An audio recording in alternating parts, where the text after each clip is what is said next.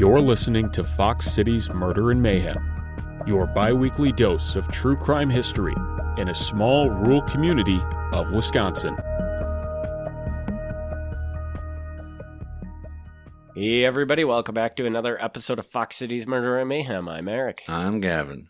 Gavin, we are back, and I think we have a murder. Is that We have right? a murder.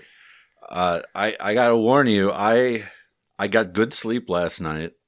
I've had some caffeine already today, so I am in peak form right now. So sometimes through episodes, I'm still half asleep when we do this. This is not one of those. I'm going to be 100% for this. And not only that, even if I wasn't 100%, I want you to know I love this episode. Good. Okay, did you know this when you started writing it, or did you get done with this episode and you're like, this is a good story? I knew early on. It didn't take long, but the more I went, the more I loved it. So where are we going? Well, Minnesota. Minnesota. Yeah. That's right in our range of episodes we do, is right? We go to Minnesota all the time. Yeah. Don't worry, it's valid. Fox City's listeners are like, oh, nobody Minnesota. knows. Yeah. You don't know that Minnesota isn't part of the Fox Cities? Yeah, no, it'll make sense. I promise. I promise you that. Yeah, no, I was really excited. You know, now sometimes we start these podcasts, the Fox Cities ones, off, and I say, oh, I don't know if this episode's that great. You know, I'm sorry, just blah blah blah, and we had somebody say, like, you shouldn't start your episode off saying this episode's not very good. And we thank that person for saying that. and I think I stopped doing it. Yeah, you did. Actually. And but this one, no, legit, this isn't just me doing that. I really do like this episode. So I hope people do too. We're going to talk about a man named Fred Price. Fred Price is born 1879 in Neenah, Wisconsin. I was hoping Kaukauna, but that's okay. Nope, Neenah, Wisconsin, which is part of the Fox Cities. They lived on Center Street in Neenah. The father, Joseph Price, was a factory worker. He passed away in 1895 at only 46 years old, which means that Fred, the subject of our story today, lost his dad when he was only 16 years old. So already as a young man, has no father figure. September 1894, Fred Price, who is still a teenager, beats Mrs. Anna Sherman in Neenah in what was called an attempted murder. Okay. So he doesn't wait long to start throwing her into overdrive, huh? Yeah. Yeah. So Mrs. Sherman's husband, Frank, worked the night shift at a nearby paper company, and Fred Price climbed in the Sherman's window around 1 a.m. They lived above the Joseph Patzel tailoring shop on Wisconsin Avenue. Your guess is as good as mine where the tailoring shop was, but Wisconsin Avenue in Neenah. The newspaper described her as a comely young woman of good reputation. So what does it mean to be a comely young woman? Well, comely just means beautiful. Okay. Nobody uses that word anymore, but she just means beautiful. Which, you know, this is our wonderful old-timey sexist thing where women are either beautiful or we just don't mention it. Okay. She was a member of the local Methodist church, well respected. But on this particular night, Mrs. Sherman was beat about the head and shoulders while asleep with a piece of lumber by a man that she identified as being short, wearing no shoes, and with a sheet wrapped around his face. Okay. Police suspected that murder and not robbery was the motive because her pocketbook was untouched. Mrs. Sherman was able to fight off her attackers, screaming, "Murder, murder!" and running to a connected apartment occupied by a man named John Hafer. Her screaming was loud enough that it also attracted Officer Watts, a beat cop who was walking down below. Price, who is the attacker in the sheet, she does not know this yet, but Price escaped out the window and ran as Officer Watts fired his revolver. So, yes, already great start. Climbing into an upstairs window and beating a sleeping person with a piece of wood. Does not sound like a good start, but Yes. I hope it gets better. Sure. I don't think it will, though. So Fred Price was not a suspect, at least not at first, and he remained free for 2 months. A private detective from Chicago came up and assisted Nina police and was able to find Price and pump him until he confessed. Pump is the newspaper word. What exactly that means, I don't know. If that means just asked him a lot of questions till he wore down. Does it mean he slapped him against the wall? I don't know. Mm-hmm. But one way or another, somehow he caught wind that Price might know something about it, and he got him to talk. Price said that he was just playing a prank, and he wanted to sneak in the second floor window and move all the furniture while Mrs. Sherman was asleep, so that when she woke up, she would think that the devil had visited them while she was sleeping and messed with their furniture. But then she woke up, so he felt the need to beat her with a piece of wood? Yes. Is that pretty much his He claimed that he was interrupted by her, and then he had to beat her to escape. That is his version of the story, which doesn't necessarily make it better, but police felt that Price was mentally unbalanced, and his mother acknowledged that he was rather wild and caused no end of trouble. He ended up pleading guilty and was sent to the Waukesha Industrial School until he was 21 years old, which would have been about 5 years. Waukesha Industrial School is like a juvenile detention center. At the time, it was claimed that Price's cruelty was inspired by him reading too many cheap novels. It's unclear how long he actually spent in Waukesha, but we know that it was actually less than 3 years. He did not get the full 5 years. We know this because already the beating was in 1894. Already by 1896, he's back in Neenah where he meets a woman named Rose Smith. They marry in 1897, move to Wisconsin Rapids, and have a child. Price briefly worked at a trunk factory, while Rose operated a grocery store and was active in the local Salvation Army. Their child died young, and Rose left Price and returned to her home in Michigan. A divorce was allegedly secured in Green Bay in 1902, but this will later be disputed. Rose then moved to New York City and later Aurora, Illinois, where she got remarried to another man. In September 1902, shortly after this alleged divorce, Fred Price marries his second wife, Grace Swartz, in Rockford, Illinois. Newspaper accounts suggest it was an elopement, as friends were not told in advance.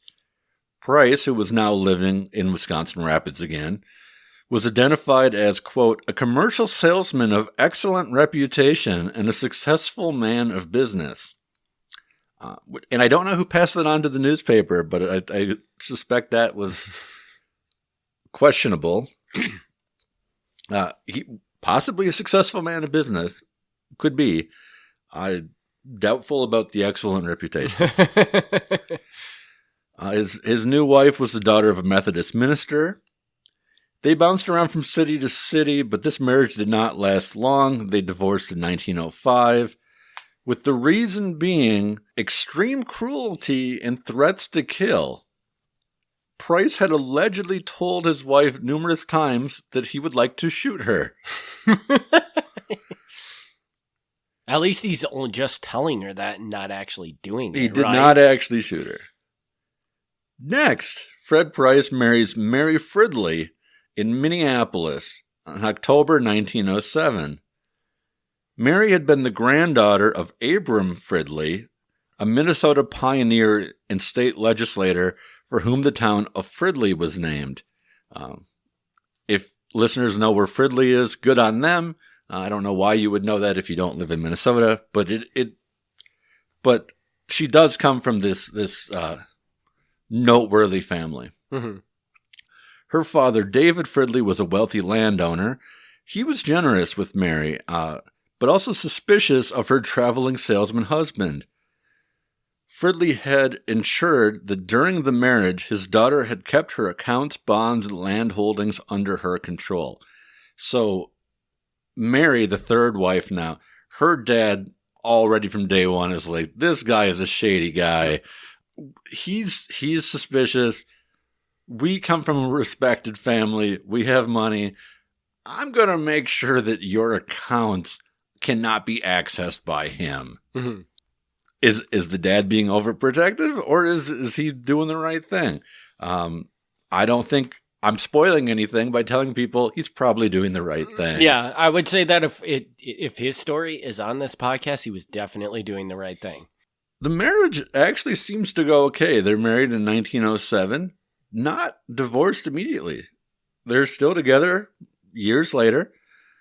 So in November 1914, a friend of Fred Price's, a man named Charles Etchison, shows up at their house with tickets and says, hey, we should go see this show. It's called The Prince of Pilsen. It's playing in Minneapolis, and it's supposed to be phenomenal. They said, all right, let's go. And they go see The Prince of Pilsen. And I guess it was just a great show. Everybody loved it. Afterwards, Fred Price says, you know what? It's such a beautiful day. How about we drive out to the outskirts of St. Paul, and you can bring your dog with you, and we can just have a good old time. So Mary grabs her dog, a Cocker Spaniel named Chum, and they go out and they enjoy the nice, beautiful November weather in Minnesota. And this is where things all go wrong, I'm guessing, huh? Yes. Yes, you would be correct. It was during this drive near Loring Park. They drive from Loring Park to scenic East River Road, and their Cadillac suddenly seems to have engine problems. Price pulls over. Since he and Etchison would be tinkering under the hood for a while, he said, Mary, why don't you go take Chum for a walk? This would be a good time for you and Chum to just go out and enjoy the day. Mary Fridley Price's decision to give her dog some air was her last decision.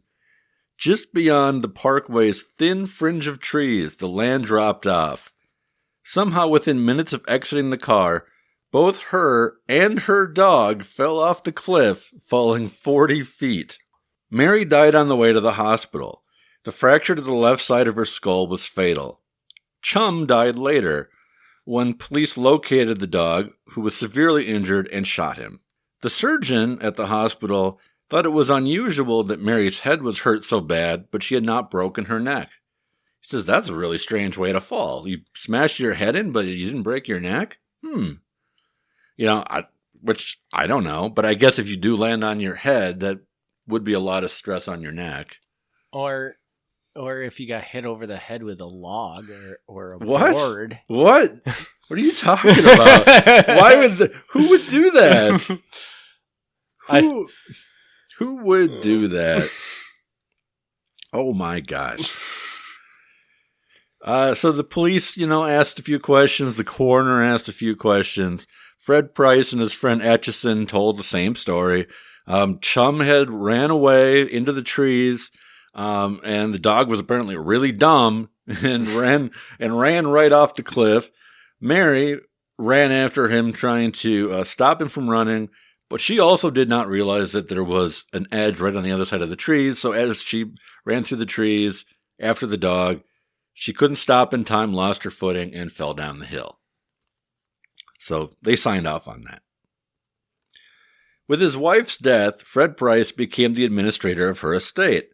And he was free to marry a woman named Carrie Olson, a stenographer that he had been dating on the side for the last year.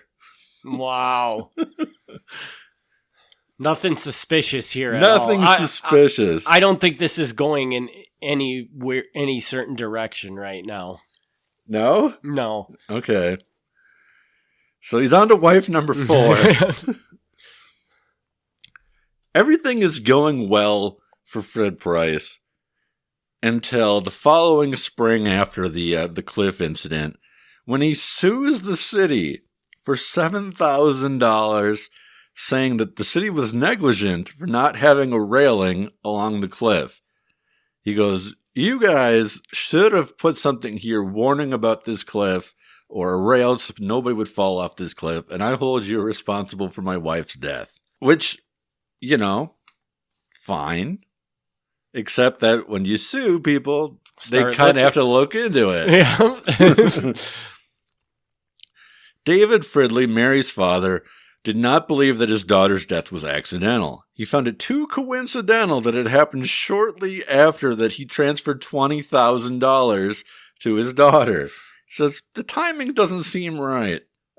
With his son-in-law, William Dye, he hired a private investigator who was a former Minneapolis police detective. This guy's name was John Hoy. John Hoy spent the next 10 months investigating Fred Price. Hoy traveled around Wisconsin Rapids, Neenah, seeing what he could find. And in Neenah, he learned that a local boy had fallen off a roof and laid unconscious for hours. And this was Fred Price.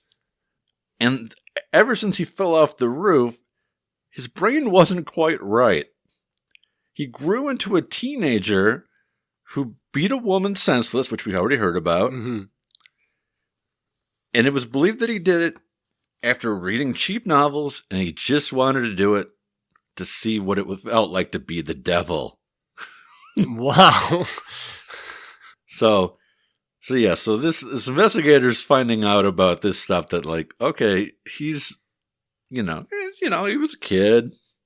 Sometimes, that stops when you grow up, but doesn't look good for him. Mm-hmm. Price's lawsuit came up in October 1915, so almost a year after the fall. And the city said Price had no grounds to sue because he had not legally married his wife. They had done an investigation of their own, and they found that he had never properly divorced his first wife, Rose. Meaning... Now, this was the one from back in Wisconsin somewhere. Yes. Right? And they're like, so you weren't married to your second wife, you weren't married to your third wife, Mary, and you're not married to your current wife. You're still technically married to your original wife. And they said, so you have no grounds to sue because she's not your wife. Like her family would have to sue her. Her family could sue. Right. Her family could sue, but he has no claim over her. Mm-hmm. Price withdrew the lawsuit, but the city retaliated against him and charged him with bigamy. Okay, define. Define bigamy? Yeah. Bigamy is being married to two people at once. Okay. So they're like, you can't be married to your current wife and Rose, your original wife, at the same time. That's not legal in the state of Minnesota. It's not really legal anywhere. Well, but it's also funny because in a previous thing they said you're not married to your current wife because you're still married to your first wife. So then you're not really a bigamist or whatever the right term would be. Okay. Sorry, I'm picking like. You're not. You're nitpicking. you're not wrong, but basically he signed a marriage contract, and the marriage contract is not a valid marriage contract. Okay. Yeah. So, all right, fair enough. I mean, you're right. How can you simultaneously be married to two people and the marriage isn't valid? You're right. It's okay. So he was put in jail and held on $3,000 bond, and Mary's estate was put up into probate. Now that it was declared that Price was not her legal heir, he did not get any of that money. So the whole $20,000 and whatever else she had, not his. Mm-hmm. while he's in jail waiting the bigamy charge, they charge him with first-degree murder. They also charge his friend Etchison with first-degree murder. Etchison was actually in Washington, D.C. at the time on his traveling salesman business, but they found him and arrested him as well. So I don't know how they tracked him down, but good on them. They got him. Almost immediately, Etchison confesses. He pleads not guilty to the charge of murder, and he says that he was only an accomplice because his silence was purchased for $4,700. Etchison insisted that Price had planned the murder 3 months in advance, picked out the spot, and after flinging his wife over the cliff, threw the dog with all his might to create the cover story. Wow. At the bottom of the cliff, Mary was actually still alive, so Price hit her in the head with a rock and then flagged down a passing car to get her to the hospital. So not only did the fall not break her neck, apparently didn't break her skull either. I mean, she probably would have been fine, huh? Well, had he not taken a rock to her head. I'm sure a 40-foot fall is not good for anybody. Yeah, but she's probably in a wheelchair, but... Yeah, but she would have lived. Mm-hmm. Price spoke to the press, saying he would reveal unsavory things about Etchison. Quote, I will issue a statement within the next few days that will disprove Etchison's story. I will show just how much of a saint this man really is. However, after talking to his attorney, he changed his mind and said, I would gain nothing by saying anything now, but something is coming, and I will wait until the proper time to say it. So Price, I can't wait to hear what this thing that's coming is. So Price's defense is that his buddy Etchison is a liar. Mm-hmm. Solid defense. They tracked down his current wife, or not wife, whatever the case is, Carrie Olson. She was actually in Neenah. She was staying with her sister-in-law, which is Price's sister, because Carrie Olson had no family and had nowhere else to go. She said it was weird because Carrie had never met his family before, but after his arrest, she had nowhere else to go, so she went to his family to stay with them.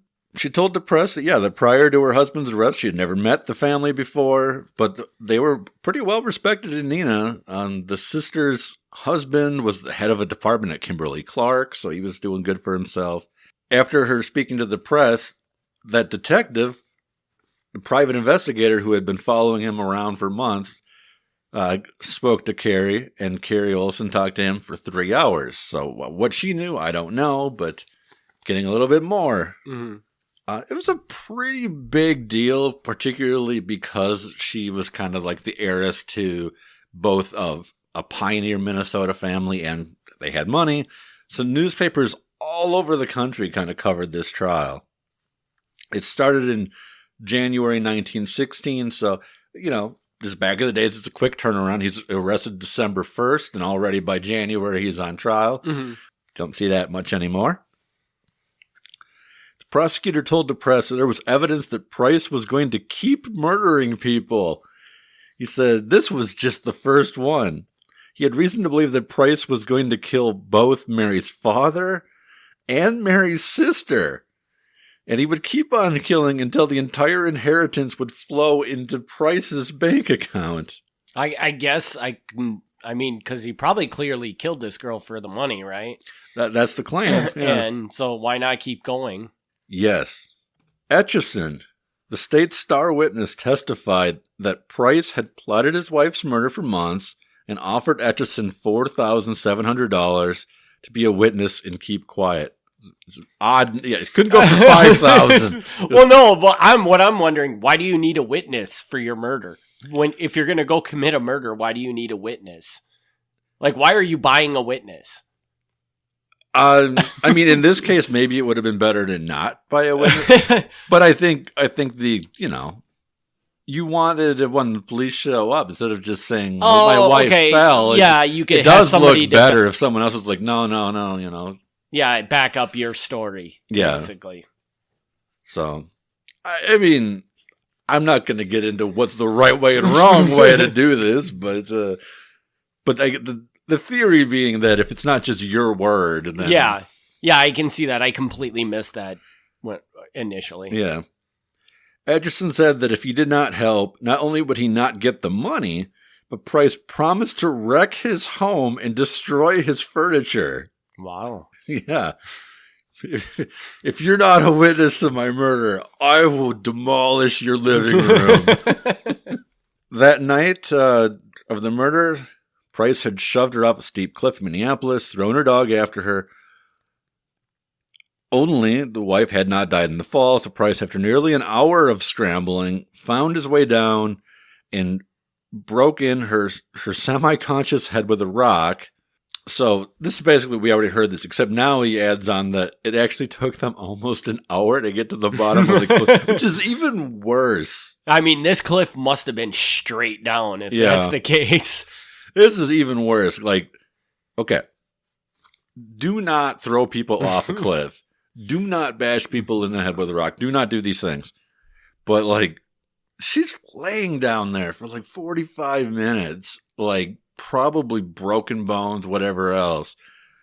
Like, oh, that's... What a terrible way to go. Yeah, this is not good. Mm-hmm. The courtroom is packed with hundreds of people who want to hear every single word Etchison has to say. Side note, I love this. I love not the murder, but I love the idea that people pack the courtroom to hear these things. Like, this is like the social event. You're like, hey, what do you want to do today? Oh, let's go sit in the courtroom and hear this guy testify. And I don't think we do that anymore. I think if it's a high enough profile case, they do. Maybe, but it's weird. Like, no matter how big of a trial is going on, like in the local courthouse, I've never once had somebody call me up and be like, hey, you want to go sit in the courthouse for the afternoon? This is going to be crazy. So I too could confirm I've never had that phone call from somebody either. Yeah. I don't feel like we do that as a society much anymore, but I don't know, maybe some people do. Etchison then told the story alluded to earlier about the continuing murdering stuff. He said he was at Price's house, and there were 3 electric lights in the room. Each light was turned on. Price said, I will show you how I will get the money. Let each one of these lights represent the life of a member of the family. First, there is old David Fridley. He is too stingy to live. I will poke his life out like I would that light. He then pressed the first button and the light went out. Then there is the sister Emma. She is the second button. I will press her life out just as easily. He then pushed the second button. Then he talked about his wife Mary and pushed the third button. The room was in darkness. Etchison screamed and said, please turn the lights back on. And when the lights turned back on, Price was standing there grinning cruelly with the glare of the lights showing on his face. And Etchison said to him, my God, man, you don't mean that. And Price responded, by God, I do. What? I want to make it known. As much as I loved writing this, when I got to this part, this was the clincher. I don't know if this really happened, because this sounds like such crap to me. Yeah, it does. It does. It sounds like... It honestly sounds like something I would watch in one of your crappy horror movies. Yeah. I mean... Yeah.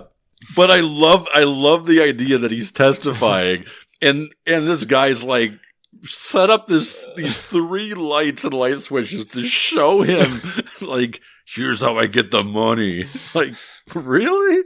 Because I don't believe in real life people do this. It does. It sounds like a mad scientist. Yeah. Like.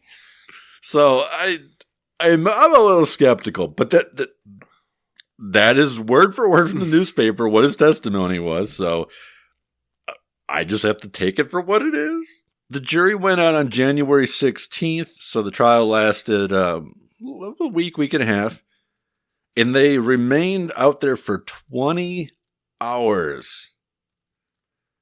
From the beginning, they were kind of divided 11-1, and that one juror just held out and held out. Interviewed in the jail, Price said, "I wish the jury would agree. This is the worst strain I've ever been under. I know they will find me innocent." Then, after the 20 hours, the jury came back, and what did they find? Very, very guilty? Yes, they did. They came back and they said, very, very guilty. He was convicted of first-degree murder, and he was sentenced to life in prison. Price and his attorney vowed to appeal for a new trial, and Price told the press, "Guilty, guilty, guilty. They called me guilty? That's not justice. I am innocent, and the world will learn it." The appeal did not go through. At this point, the county prosecutors debated whether or not to bring Charles Etchison to trial. He had been charged with first-degree murder, but they were like, well, I mean, we got the guy. The guy is in prison for life.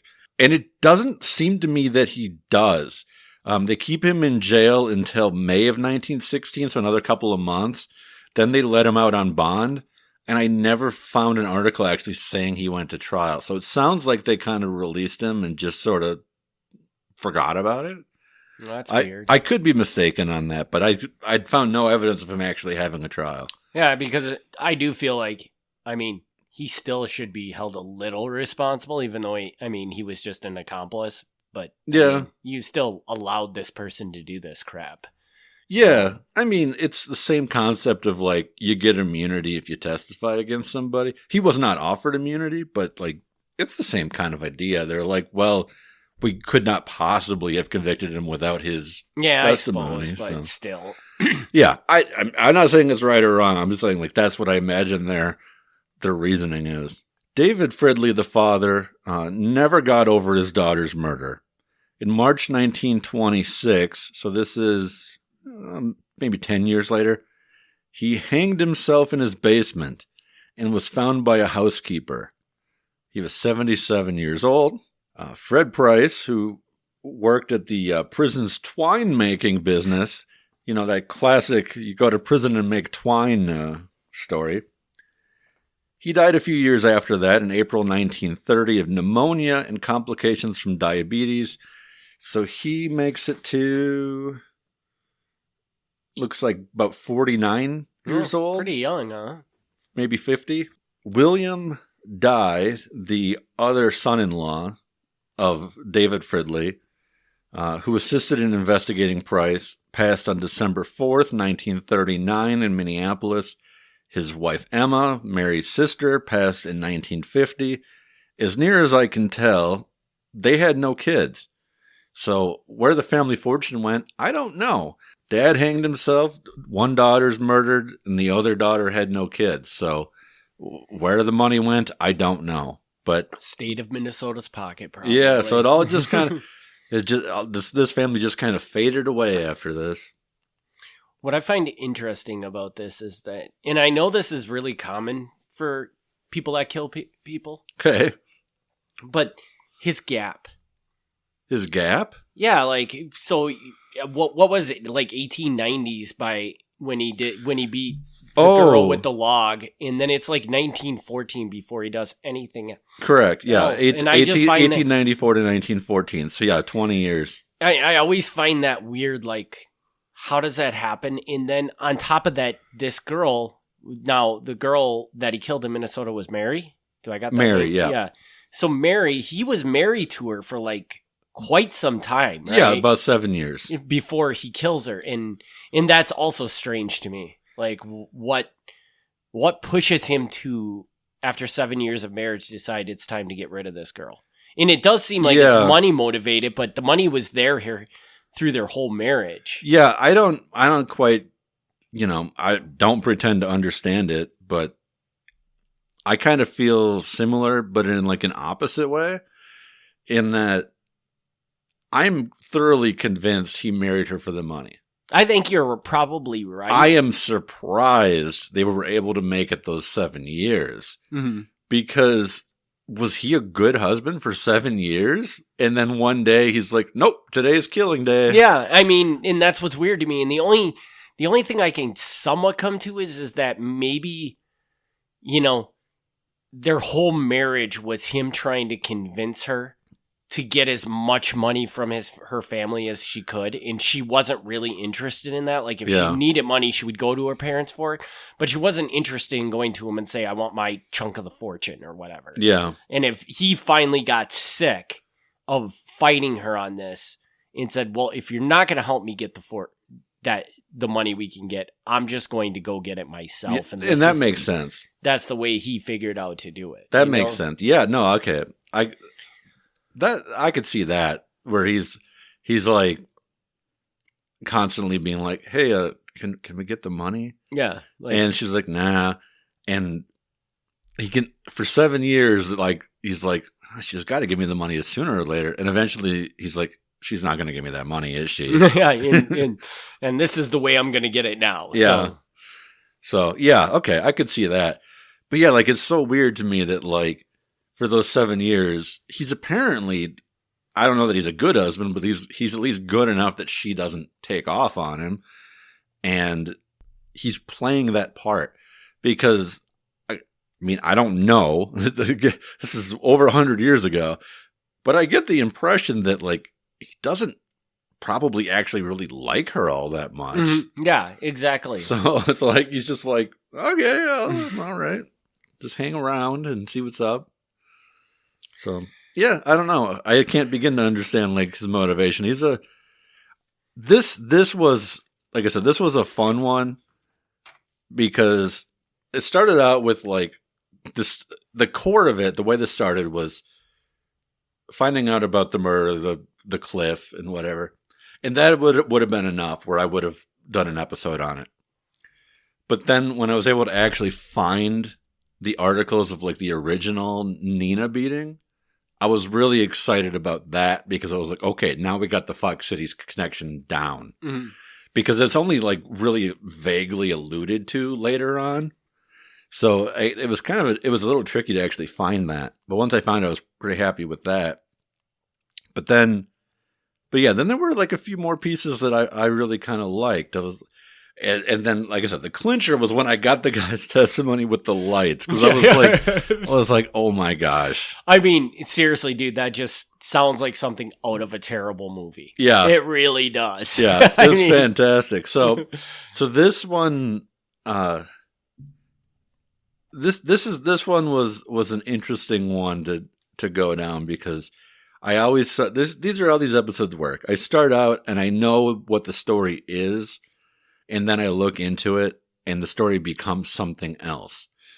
And sometimes what it becomes isn't really anything more than what it started with. And those are fine. I mean, they're good enough. But when you find these extra things, those are what, to me, make the episodes great. And it's really funny because if I think back to our past episodes, I remember you talking specifically about another episode in this same way, mm-hmm. where it started out as one thing and then it just turned into a big, like, holy crap. And that was the episode where there was, I think it was like 2 girls in Green Bay. Okay. And they might have killed somebody in Green Bay, but then they too also went up to Minnesota and killed somebody in Minnesota. So I don't recall this. And it might have been, I don't know. But it was a past episode, and I think you said the exact same thing, how it started out as this one thing, and then you just, like, kept digging, and you're like, Jesus, all this other stuff was happening on top of it. But that's what I like, is because you'll usually find, like, I mean, you'll have, obviously, there's murders where somebody has a bad day or whatever, and they kill somebody. And that, you can make a story out of that, that's fine. But when you find that the killer isn't just, a normal person who had a bad day or made a mistake, yeah, but, like, they've had this in them the whole time. Right. that's when you start finding the bits. Like, oh, okay, this person has been leaving these clues along the way that something ain't quite right. I'm curious as to how. So you said you found the Minnesota component first, right? Yes. So how do you end up finding somebody that's from Neenah, Wisconsin and kills somebody in Minnesota? How do you make that connection? I would assume you would find the Neenah crime first and then discover then that they moved somewhere else and committed another crime. I don't remember. Okay. I don't. So I know that sounds really dumb that I don't remember, but I've got a folder on my computer as well as a notebook with like a running list of things, and so I don't know if the listeners know that. I know you know this, but I don't know if the listeners know this. There's been like a story that I've wanted to do for 2 Christmases now, and I can't quite get the story where I want it to be. Mm-hmm. So if we end up doing it this year, this story will have been sitting half written for 3 years. So a lot of these stories that you're pulling from, you might have discovered them a decade ago, and you just are coming around to actually writing the story or something like that. Yeah, so I have this folder full of all kinds of like newspaper clippings. And so it's like by the time I get around to some of them, I don't remember like where they came from originally. So yeah, like some of them, I find them and I'm like, oh, this is going to be the next thing. So it goes from like I find it to the episode within a month. But then other times, there's just a backlog where I'm like, oh, I guess it's time to pull this one out. All right. Well, I think that was, since we haven't done, it's been probably months since we did a murder technically on Fox Cities Murder and Mayhem. That's the first murder of 2025. And But coming up next is going to be a Bigfoot episode. Do you want it to be? Yeah, we can do the Bigfoot episode. I was going to give you options. I was going to give you a Bigfoot, a murder, boats, or a cult. Damn it. Now I want a cult. Do you? I want a cult, yes. I enjoy cults. Okay. So, scratch that. We're going to have a cult in the next episode. Okay. All right, good. And then we might have to do boats, because I'm fascinated by boats as well. Are you? You're fascinated by boats? Yeah. Okay. So, all right, so we will be back with a cult for the next episode in 2 weeks. And we want to, again, thank everybody for their continued support of this podcast. And we'll see you on the next episode. Thank you very much. Thanks for tuning in to Fox Cities Murder and Mayhem. Join us in 2 weeks for another exciting episode of Murder and Mayhem.